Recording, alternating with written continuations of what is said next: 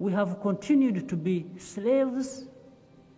In actual fact, even I think on the stage here, when people are talking about colonialism, the colonial mentality still drives our thinking and our actions. Because the narrative comes from out there about us, about how we should be seeing ourselves, or the interpretation of our own selves and behavior and how we live our lives. And then we actually start believing that we are like that. I stand in a better place for human rights than you do. For you, it is just, you're just talking about it. What happens when two nations, bound by history and diplomacy, come crashing together over a violent conflict far from their borders? In the heart of Africa, Rwanda has severed its diplomatic ties with Belgium, expelling all Belgian diplomats in a shocking move that has rippled through international relations. As the M23 rebels sweep through the Eastern Democratic Republic of Congo DR, capturing significant cities like Goma and Bukavu, the region has once again become a war zone. Rwanda and the DRC have long been caught in a delicate and often volatile relationship, with tensions simmering beneath the surface. And now, Rwanda's involvement in the conflict is at the heart of an escalating diplomatic crisis. What was once a quiet dispute has suddenly become an all-out diplomatic rupture with Belgium, as Rwanda finds itself increasingly isolated in the international community. So, what has brought Rwanda to the brink, and why has the country lashed out at Belgium with such force? Let's find out.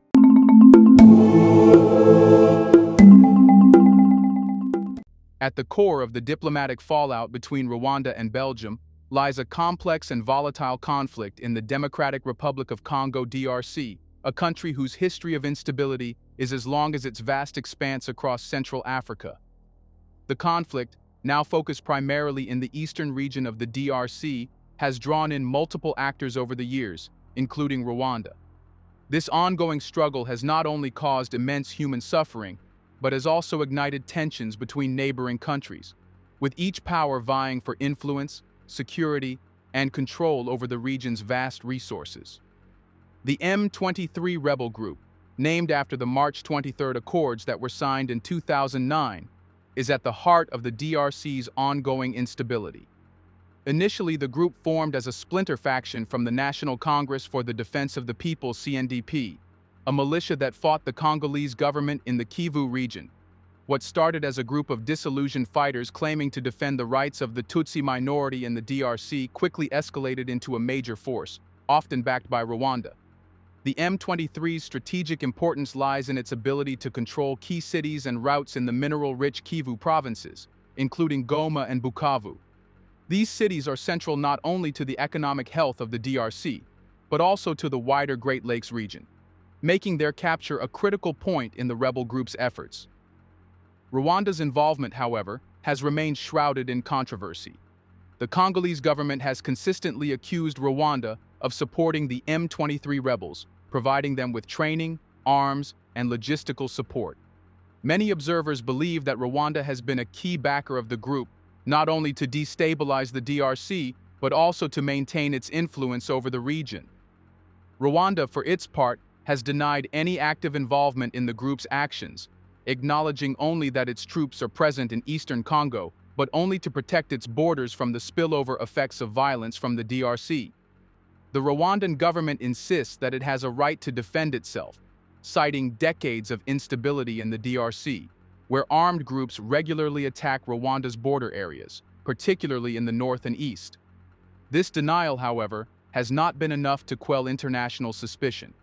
The United Nations group of experts on the DRC has consistently reported that Rwanda has provided material support to the M23, including weapons and training. This assessment has been echoed by a variety of human rights organizations, which argue that Rwanda's involvement in the DRC conflict is not a matter of simple border protection, but part of a broader regional strategy to exert control and influence over eastern Congo. Rwanda's government has often framed its intervention as necessary for regional stability, portraying itself as a key player in the security of Central Africa.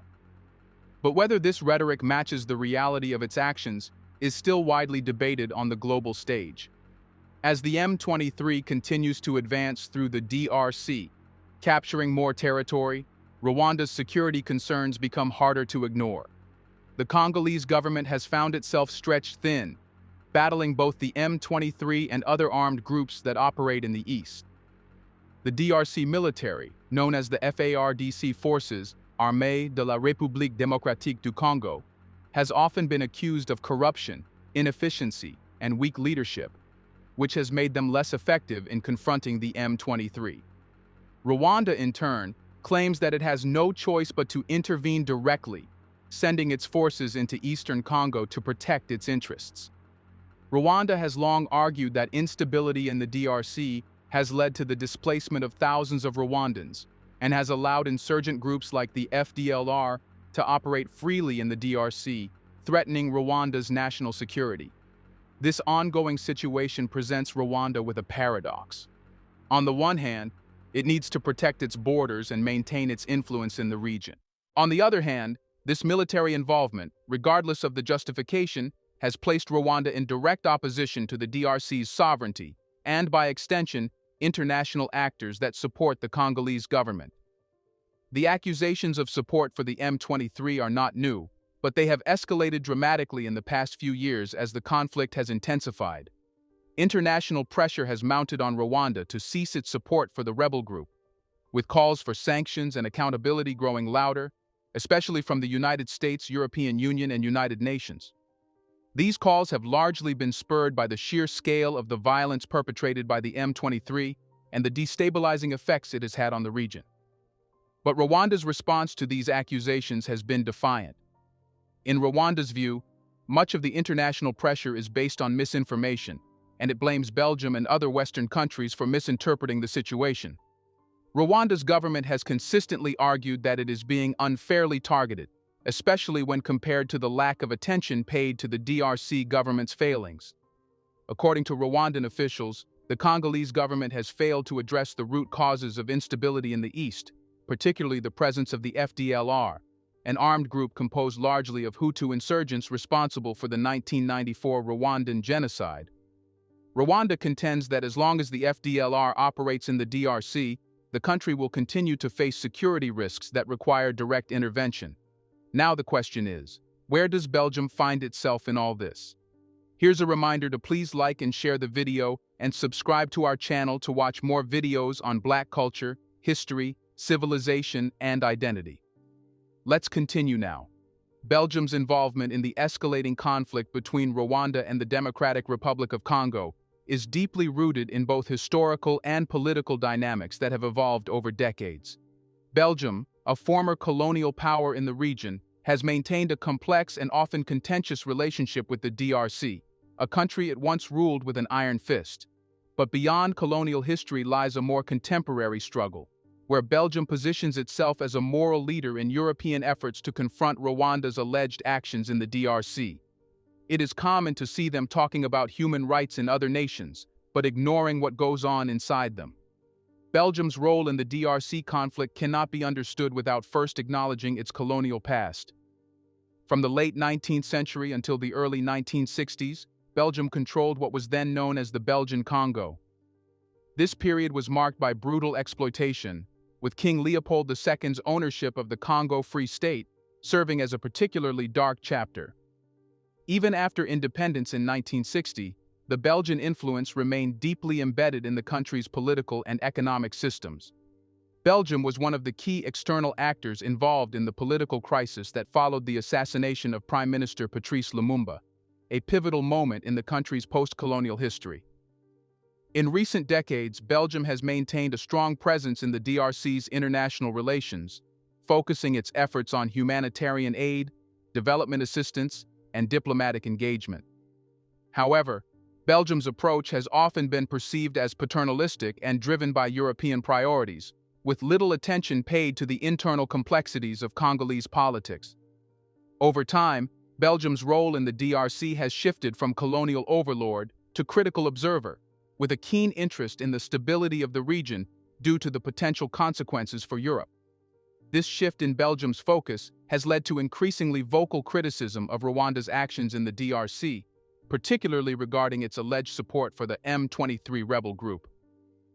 Belgium has consistently accused Rwanda of meddling in the internal affairs of the DRC, asserting that Rwanda's actions are destabilizing the region and worsening an already dire humanitarian crisis. While the Rwandan government has denied these allegations, Belgium's stance has been unwavering. The Belgian government has taken an active role in pushing for international sanctions against Rwanda, aiming to hold the country accountable for its alleged involvement in fueling the M23 rebellion. Belgium's response to Rwanda's alleged actions has been driven by both a sense of moral responsibility and geopolitical considerations. As one of the leading members of the European Union (EU), Belgium has aligned itself with EU policies regarding Rwanda and the broader Great Lakes region. The EU, which has long been critical of Rwanda's role in the DRC conflict, has imposed sanctions on Rwandan officials, freezing assets and restricting travel. These sanctions are part of a broader effort to pressure Rwanda into ceasing its support for the M23 and urging the country to engage in peaceful negotiations to resolve the conflict in the Democratic Republic of Congo. Belgium's commitment to human rights and its advocacy for international law also play a significant role in its stance against Rwanda. Belgium views itself as a defender of international norms, particularly about issues such as the protection of civilians and the prevention of mass atrocities. The M23 rebel group, which has been accused of committing widespread human rights violations, including the recruitment of child soldiers and attacks on civilians, has become a key focal point for Belgium's foreign policy. Belgium says Rwanda's alleged support for such a group is not just a political issue, it is a moral one. However, Belgium's strong stance has not come without consequences. In the wake of Rwanda's diplomatic decision to expel all Belgian diplomats, Belgium found itself forced to take a hard look at its relationship with Rwanda and the broader African continent. Rwanda's actions were seen as a direct challenge to Belgium's influence in the region, and the diplomatic fallout left Belgium scrambling to respond. Belgium's Foreign Minister, Maxime Prévost, condemned Rwanda's actions as disproportionate, signaling that the country would reciprocate by declaring Rwandan diplomats persona non grata. This diplomatic rupture has underscored the delicate nature of Belgium's position in Africa. On one hand, Belgium is deeply invested in the region's stability and security. On the other, it must navigate its historical baggage and the political fallout from its involvement in the DRC conflict. Belgium's position as a European power with ties to both Rwanda and the DRC places it in a precarious position, caught between its commitments to international human rights and the realities of global politics. Moreover, Belgium's actions reflect the broader European sentiment toward Rwanda's alleged role in the DRC conflict. The European Union has long been critical of Rwanda's involvement in the region, and Belgium's support for EU sanctions further cements its place within this larger political narrative. The EU has imposed sanctions on several Rwandan officials to hold them accountable for their role in the conflict. These sanctions have included asset freezes and travel bans, all intended to pressure Rwanda into compliance with international demands for peace and stability in the DRC. Belgium's active participation in this effort has made it a central figure in the campaign to curb Rwanda's influence in the region. At the same time, Belgium's unwavering support for these sanctions has attracted criticism from some quarters, particularly from African nations that view the EU's actions as interference in the sovereignty of African states. Rwanda, for instance, has portrayed the sanctions and diplomatic pressure as part of a broader Western agenda to undermine its sovereignty. In this context, Belgium's role has become increasingly polarizing, with some seeing it as a defender of human rights and others as a colonial-era meddler, still seeking to impose its will on the African continent. As Rwanda's expulsion of Belgian diplomats sets the stage for an even deeper rift between the two nations, the question arises: how will Belgium navigate this new diplomatic landscape? With its historical ties to the region, its role as an EU leader, and its moral stance on human rights, Belgium must find a way to recalibrate its position in the face of Rwanda's defiant actions. The diplomatic tensions between Rwanda and Belgium are far from over, and the ramifications of this rupture are likely to resonate far beyond the borders of the two countries involved. Rwanda's decision to sever diplomatic ties with Belgium by expelling its diplomats was not an isolated act of frustration, but a calculated move in response to what it perceives as an unjust international campaign against its sovereignty.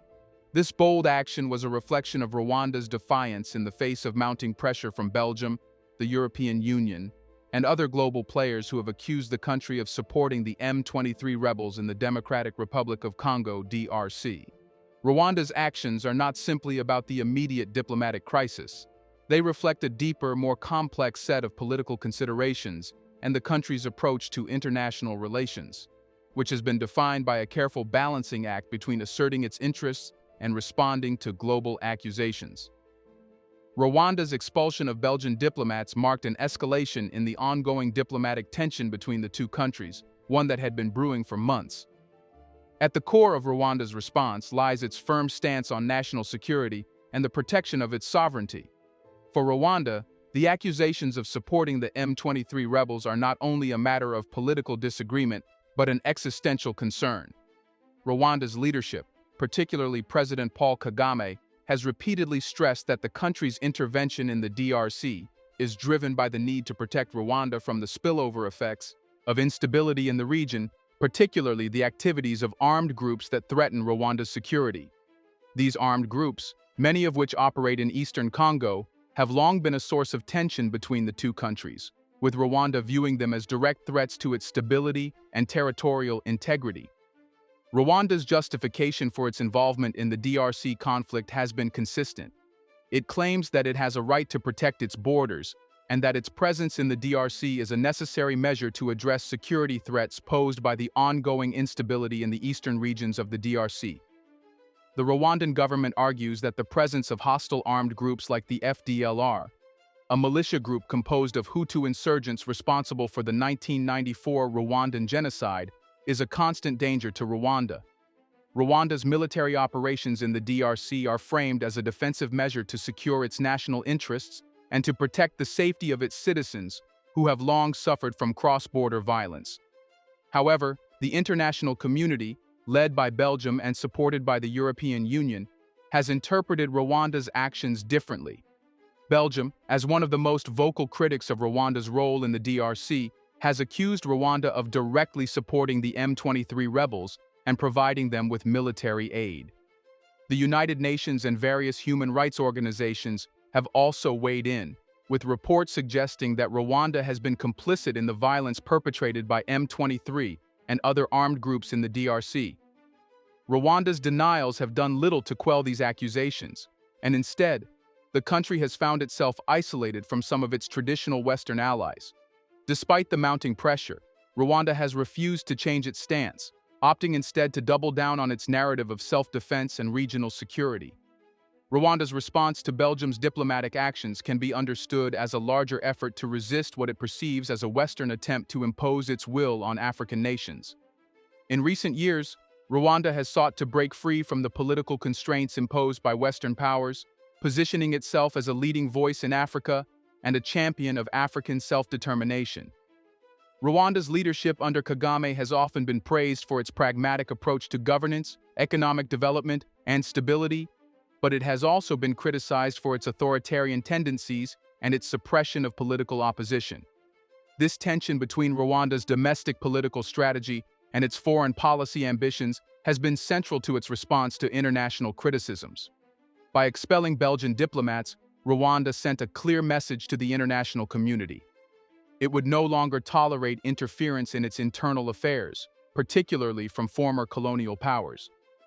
Rwanda's government has been outspoken in its criticism of what it perceives as a double standard in the way Western countries approach African nations. Rwanda's leadership argues that Western countries have long been complicit in the instability of Africa, particularly in the DRC, where Belgium's colonial legacy still looms large. The Rwandan government has framed the expulsion of Belgian diplomats as an act of sovereignty, asserting that it has the right to determine its course without outside influence. This stance has also been reinforced by Rwanda's engagement with other African nations. Rwanda has positioned itself as a key player in the East African region, forging strategic alliances with countries like Uganda and Burundi, as well as with the broader African Union (AU.